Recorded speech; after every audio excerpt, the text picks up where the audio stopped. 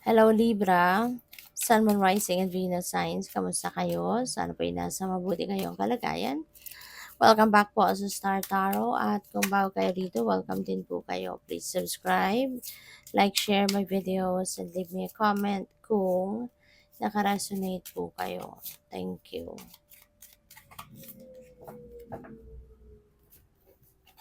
So first card is resilient. Stay as strong as evergreen trees.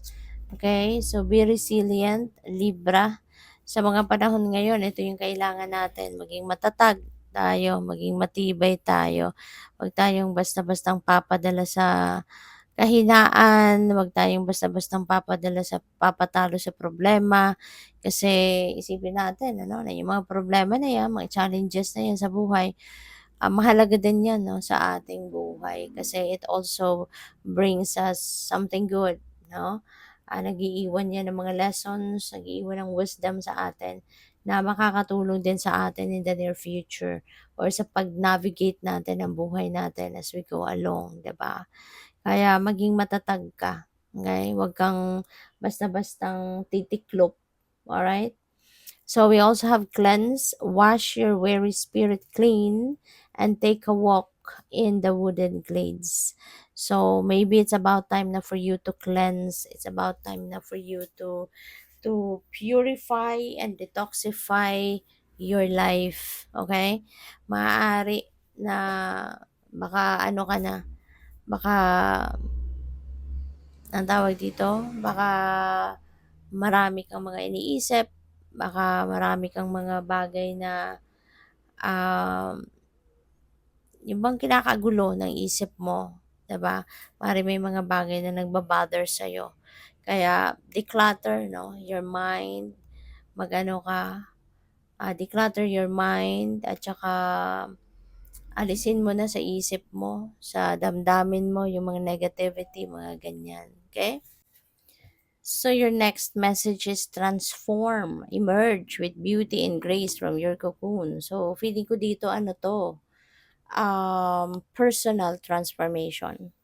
So pwedeng meron dito parang you're going to reinvent yourself. Maaaring meron mga pagbabago ditong gagawin ka, pagbabago ng perspective, belief system, mga filosofiya sa buhay, 'di ba? Mga ganyan.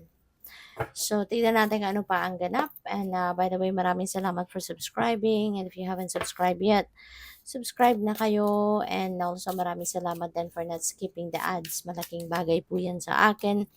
And also, please click the join button sa baba ng video kung gusto din ninyo na mag-join po kayo sa membership. Okay?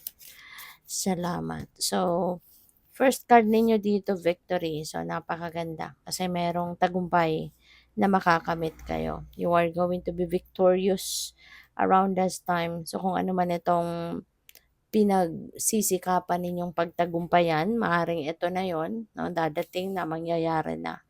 So, good for you. So, we have getting together with friends. Ayan. So, baka merong mga ano rito. Merong mga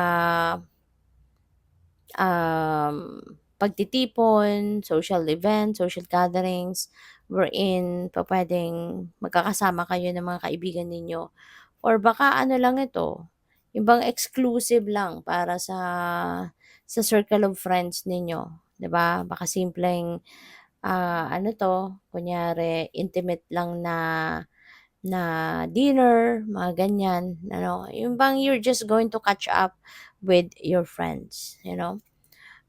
Great passion, no? Maaaring passion ninyo ito sa person ninyo, sa relationship, or po pwedeng passion ito sa kung ano man ang inyong ginagawa, 'di ba?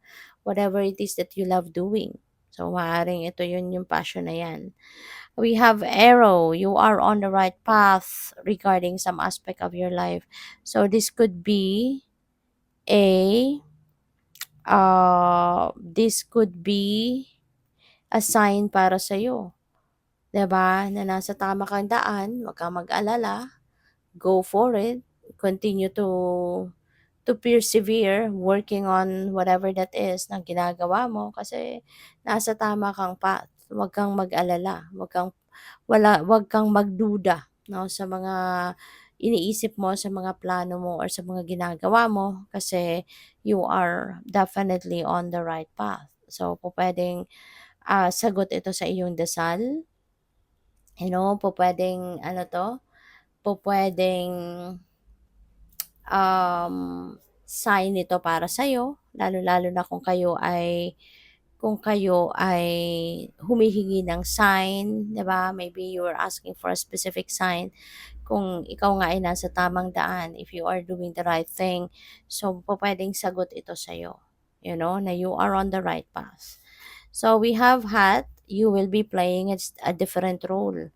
So, baka promotion ito sa trabaho, or pupuwedeng merong lateral movement, not necessarily na mapo-promote, pero pupuwedeng maililipat ka sa ibang department, magkakaroon ka ng ibang role, iba na yung iba na yung magiging trabaho mo, puwedeng gano'n din ang ganap diyan.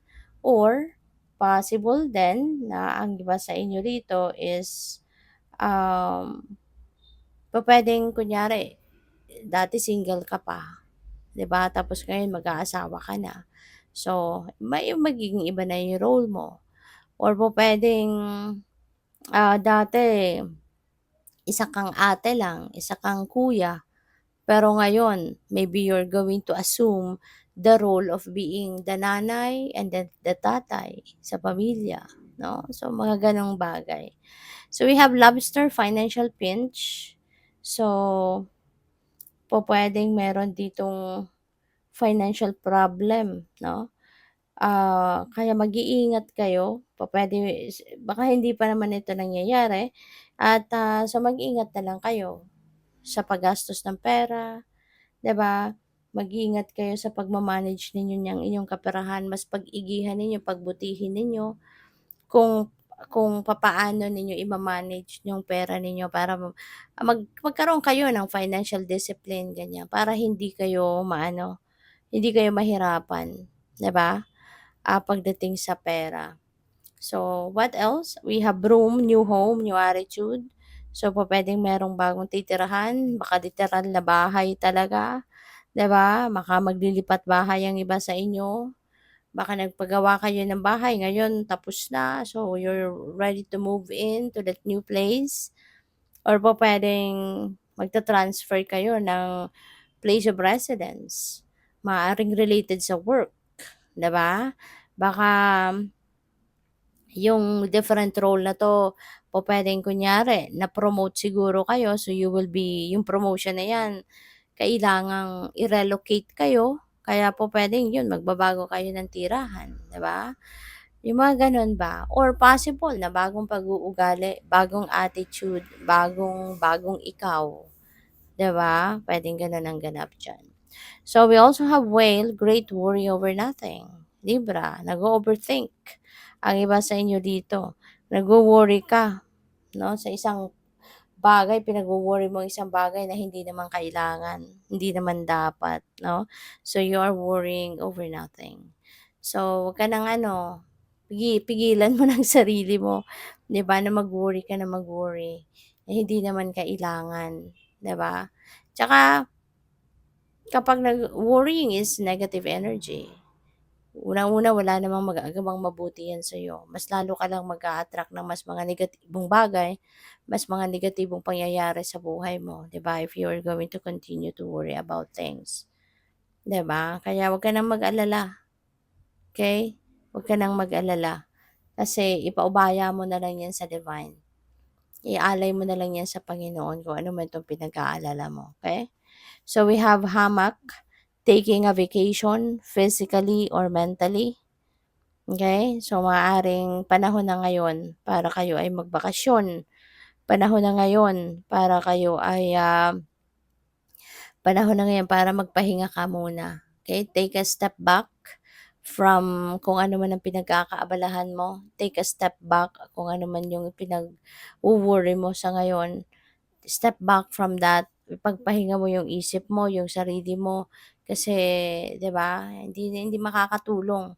'Di makakatulong 'yan sa'yo na masyado kayong nag-aalala, 'di ba? At saka ang isa pa, nag-aalala ka para sa isang bagay na hindi naman dapat, na ipinag-aalala. Wala ka naman dapat na ipag-alala daw, 'di ba? Pero nag-aalala ka. So, you're just kidding yourself in worrying about something na hindi naman necessary.